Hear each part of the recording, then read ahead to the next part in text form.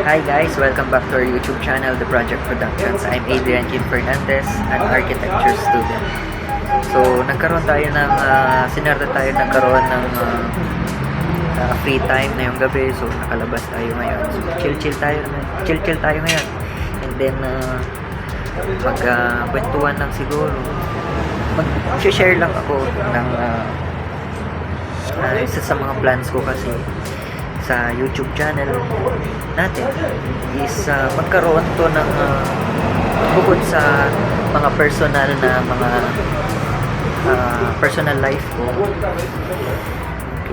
gusto kong makapag-share ng mga learnings that is related with architecture, related with construction, related with art. And yun, sa architecture, sa mga gusto kong i-feature yung mga learnings ko sa architecture school, sa construction naman, from the point of view of an architecture student. So, gusto kong makapag-share ng mga personal experience ko kasi kung hindi nyo pa alam, during the pandemic, medyo depressed kasi ako noon. So, maraming nangyari, hindi maganda, tapos down pa. So, nagkaroon ako ng, or nag-isip ako ng paraan para ma-motivate yung sarili ko, para ma-enhance ko pa yung aking skills, yung aking talents. Kasi to tell you honestly guys, hindi ako pumasok ako ng architecture school nang wala akong kaalam-alam sa architecture. So walang architect sa amin, and wala akong alam sa art. Hindi ako marunong mag-drawing, hindi ako sumasama nga sa mga competitions nun eh. Wala akong sinalihan na competitions na related to architecture or related to art, ganun. Kasi nga, diba, architecture, mother of all arts. So, wala talaga, hindi ako marunong drawing until napasok ako sa architecture school, and then doon ko natutunan yung mga perspective drawings, principles of design, theory of architecture, mga ganyan, history of architecture, and then iba pa. Doon din ako natuto na yung mga different visual techniques and drawing techniques. Yun, doon ko natutunan. Doon lang ako nagkaroon ng knowledge and experience. Pero compared sa mga kaklase ko na talagang batak ng mga drawings, gano'n. So, ako, kumbaga sa sila high school, ako elementary. So yun. Pero I take this disadvantage kasi challenge yun kasi na pag pumasok ka sa architecture school na hindi ka marunong mag-drawing, pangit pa penmanship. So naging challenge yun, naging disadvantage ko yun. Advantage kasi pagka goods ka na sa mga drawing, so simpleng mga simpleng drawing techniques na. Pero yun nga, natutunan ko yan sa architecture school. So kahit pa paano medyo nag-improve, hanggang sa dumating hanggang sa pumatok ang pandemic.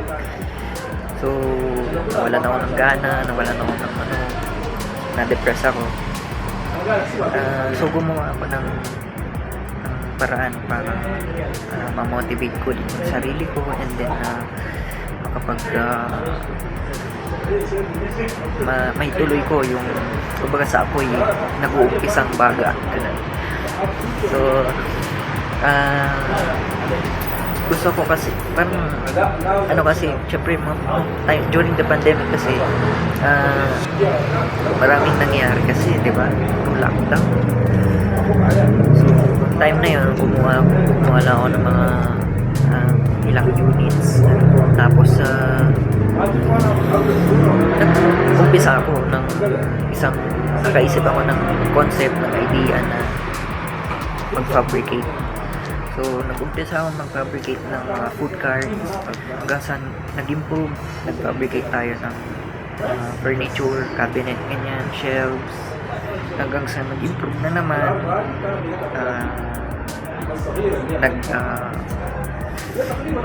Minor improvement naman, mga minor home improvement and commercial space improvement. So, yun, nag-improve tayo, and then nagkaroon tayo ng mga idea pa, karoon pa tayo ng mga experience. Doon tayo nagkaroon ulit ng motivation, and ngayon nagkaroon na ng, or bumalik na tayo sa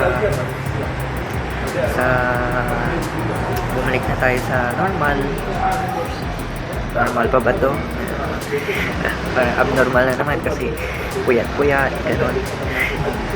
Pero balik sa pagiging puyat kasi first year talaga ako, matutulog ako na alas 4 naman, alas 5, tapos gigising ng alas 6, 7 o'clock, gano'n.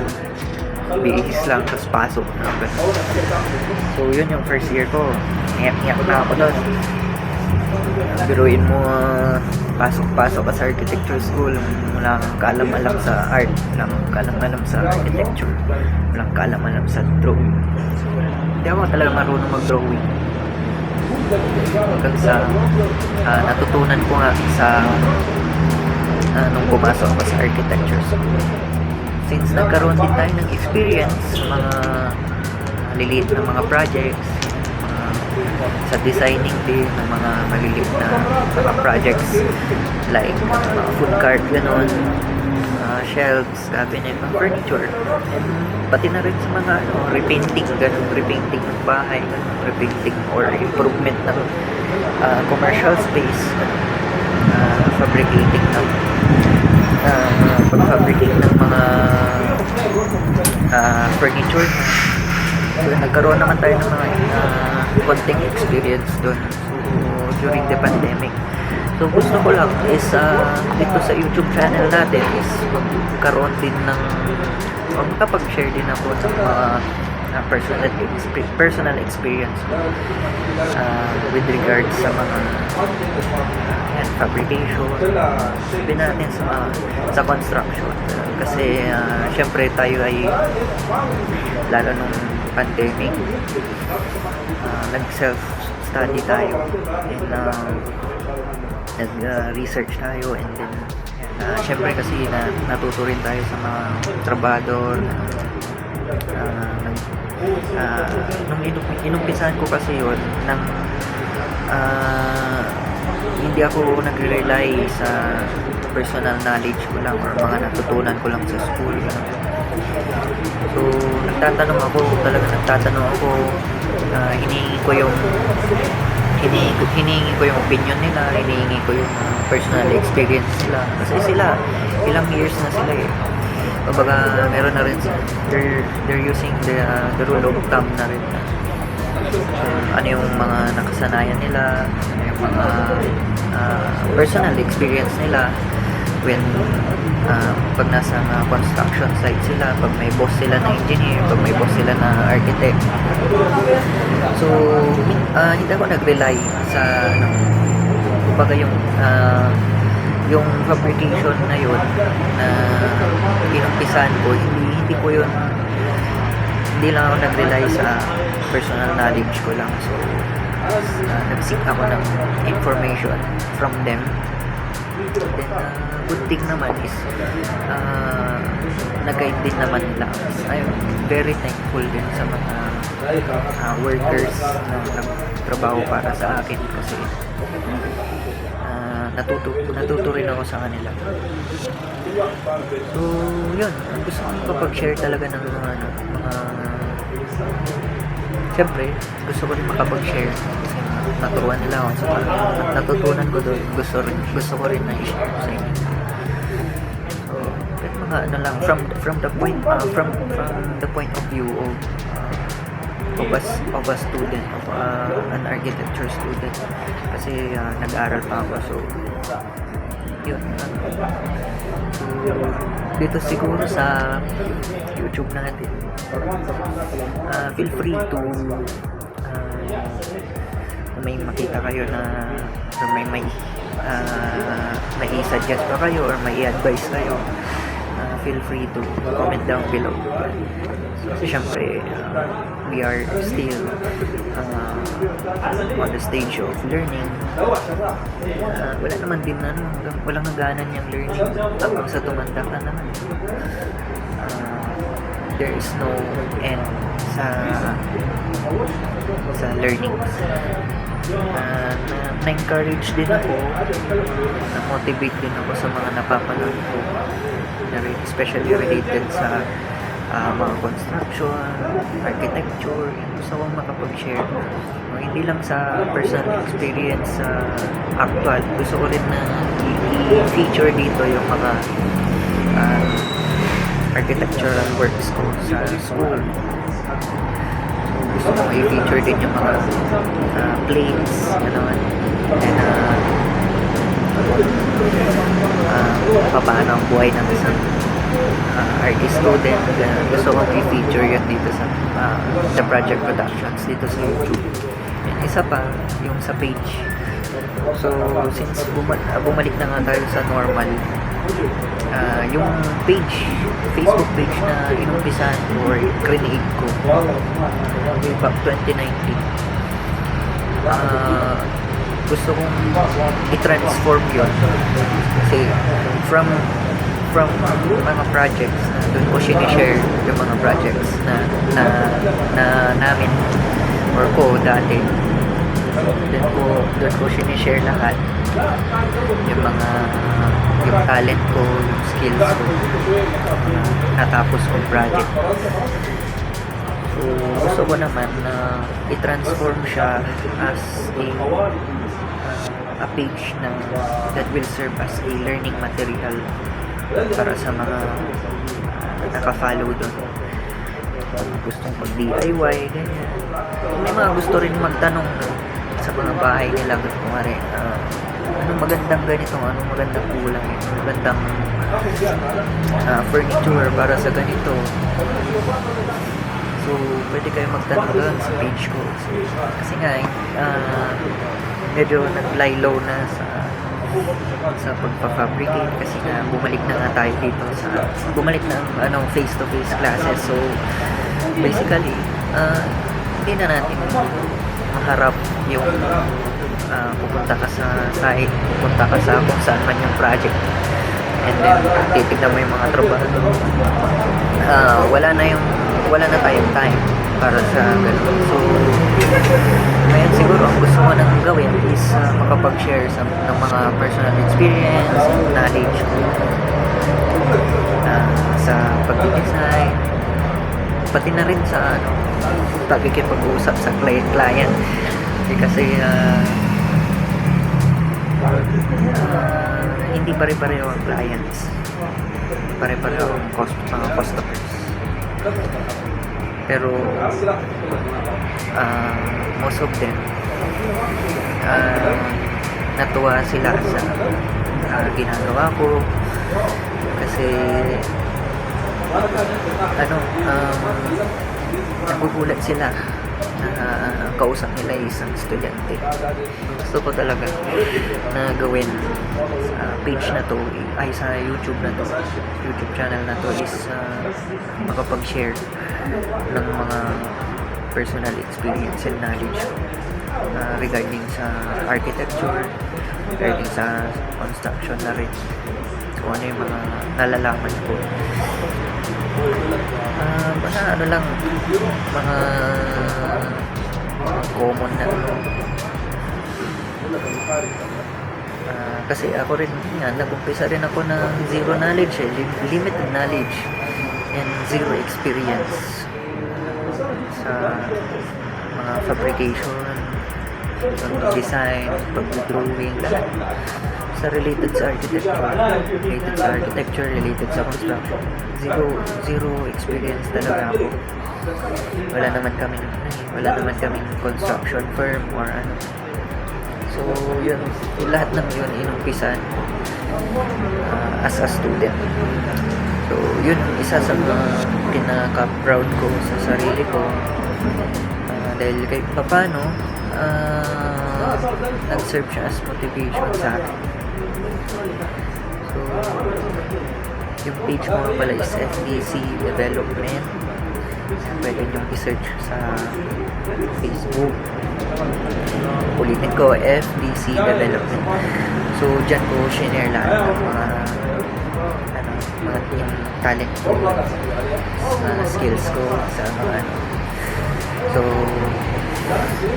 unti-unti, na-improve ko yan, improve ko yung mga projects. Naging maganda naman ang kinalabasan.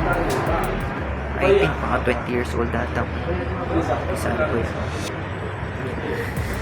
So, hopefully makapag-motivate din sa mga katulad ko na mga aspiring na maging architect. Going back, yung page na yun is gusto ko siyang i-transform into a learning material, a page that shares learnings, okay, na related sa architecture.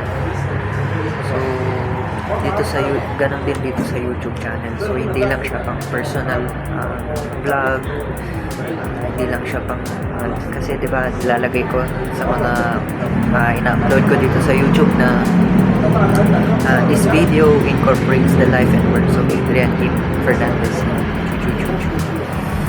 So, hindi lang lahat magiging about sa akin. So, gusto ko is magkaroon ng direction itong YouTube channel natin. And isa sa mga naisip ko is maging isang learning material ito. So, since nag-umpisa tayo with limited knowledge and zero experience, my advice is mag-ano lang kayo while investing in experience. May nakapagsabi din sa akin ito. Excuse me, inom muna tayo.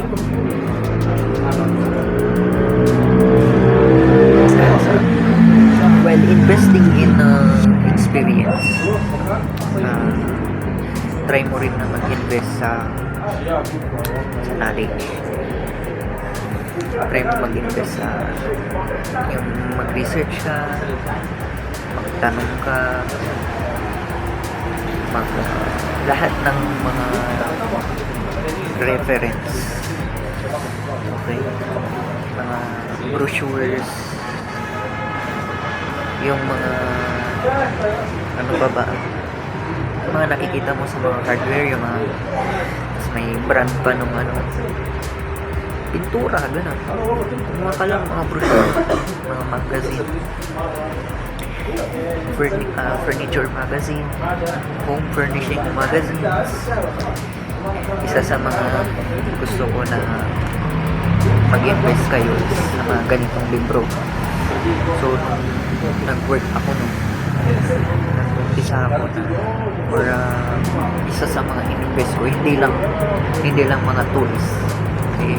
Hindi lang mga power tools, hindi lang mga hand tools, hindi lang mga barina, hindi lang mga grinder, circular saw.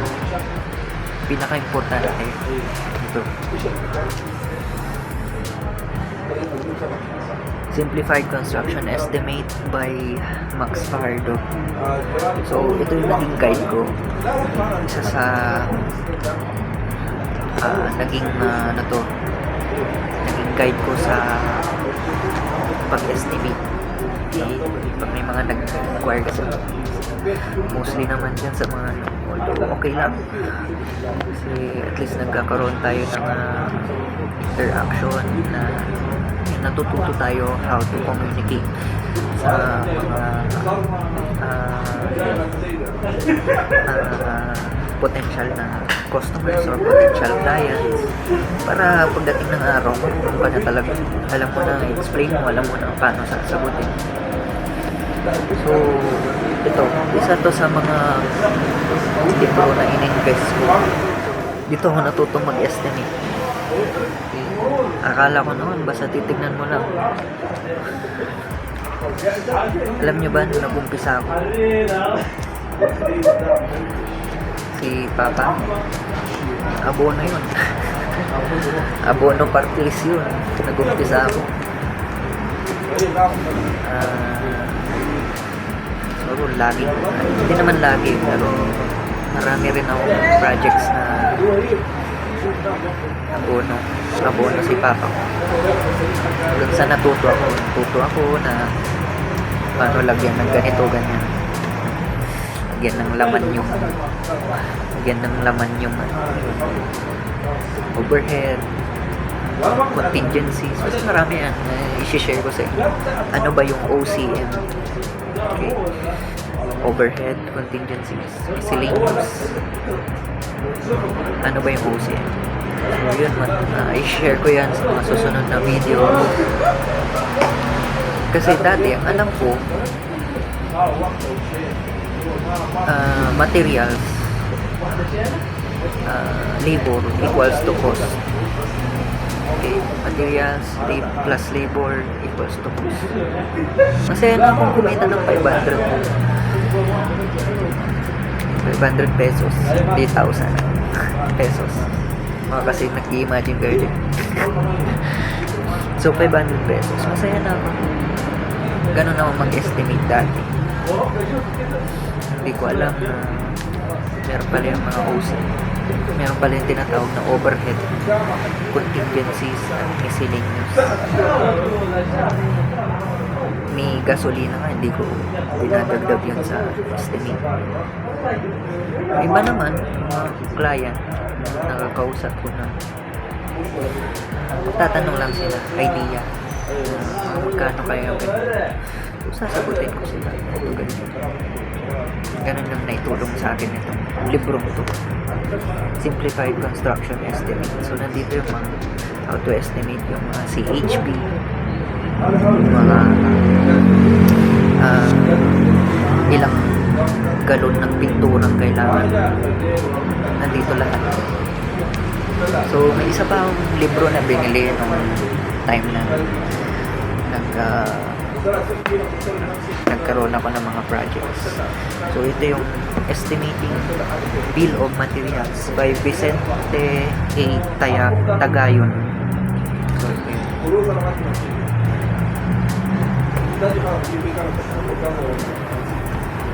So, ito yung mga in-invest ko na mga libro. Bakit ko to share sa inyo? Yung mga matututunan mo through experience is madali na yun eh. Para sa akin madali na yun. Madaling magtanong kasi sa iba eh. Tatanungin mo yung mga, yun, parang yan, kakilala namin na contractor, kaibigan namin na contractor, tatanungin namin, ay tatanungin ko, paano po yung ganito, ganyan. Ano po yung ginagawa nyo sa ganito, ganyan. Ano yung design solution nyo sa ganito, ganyan. Ganon. Daling magtanong. And from their experience, matututo ka. Basta huwag ka lang mayang magtanong. Ano, masama magtanong. Pero ito kasi mga to is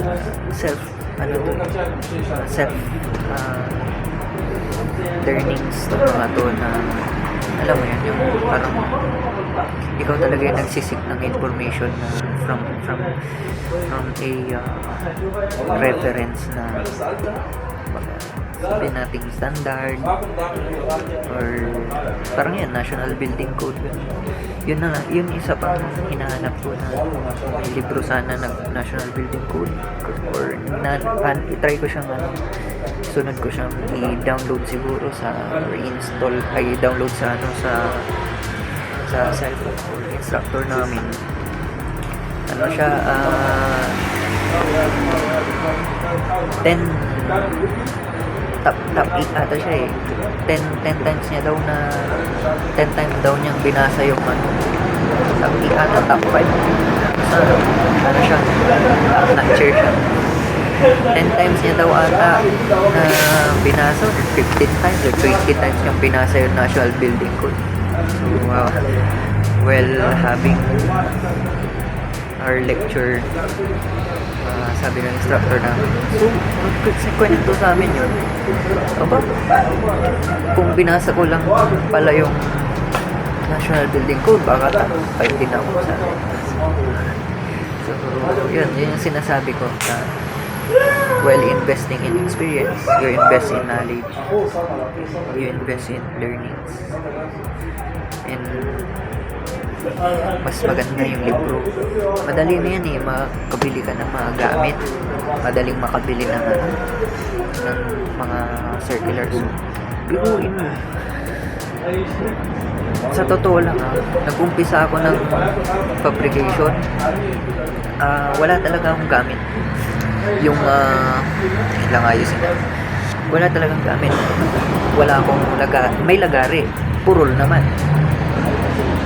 Wala akong barina, wala akong grinder, wala akong circular saw. So mano-mano silang naglalagari, purol pa.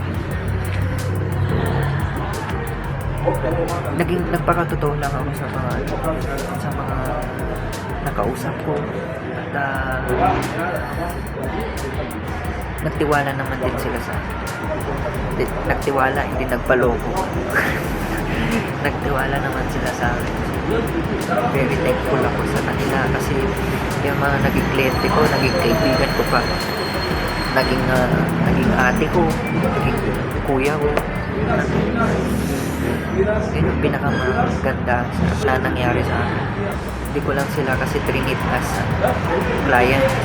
Trinit ko sila, trinit ko yung work namin as ours. Diniginaw kasi ako dito. So yun, trinit ko yung project. Kahit lang isa pa yan, trinit namin na yung ginagawa namin yun is sa amin. Yan din ang sinasabi ko sa mga workers. Na ituring yung sa inyo yan. Kasi gustuhan yan. Hindi mas maganda kasi pag may papagawa pa sila, hindi kukuha pa natin. Diba? Yun yung mga yung mga experience na may share ko sa inyo. And for our first ano ba tawag natin dito? Archilearns ba?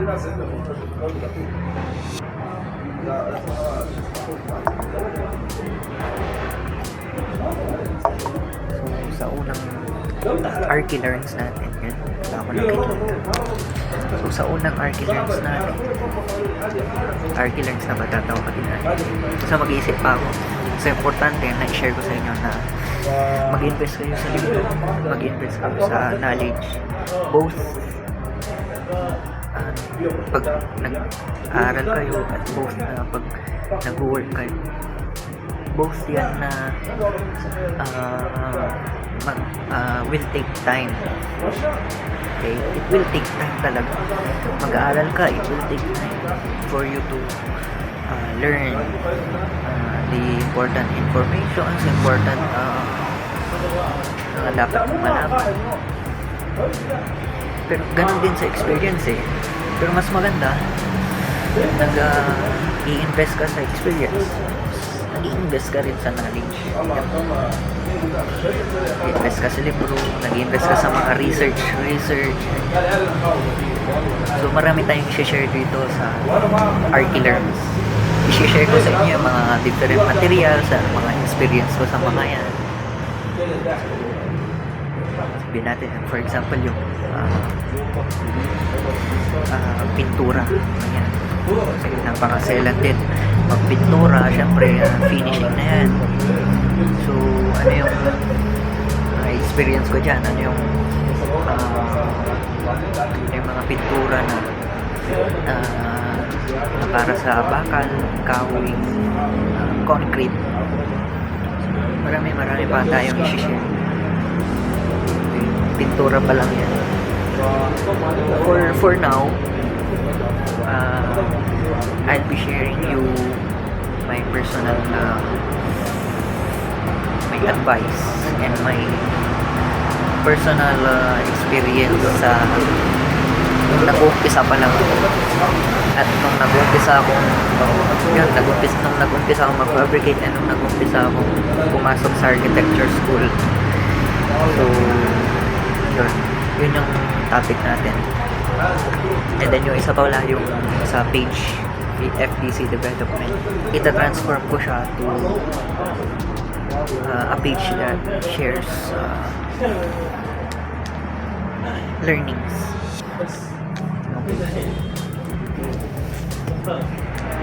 Anong oras na? 12:45. So, uwi na ako kasi malamig na rin dito sa labas. Tuloy nakita pa ako dito nung ka-basketball ko nung high school ako. Nandito rin siya. Kaibigan din namin siya. Kaibigan yung papa niya tsaka papa ko magkatrabaho ko sa SKL. Nakita niya mag-isa ako dito. Ano kayang ginagawa natin? So, more learnings i-share natin dito sa YouTube channel natin, as well as sa Facebook page. So, yun. Good night. And thank you for watching. Sana marami kayong natutunan ngayon. And susubukan natin makapag-share pa tayo ng maraming learnings pa. So, yun. Bye. Thank you.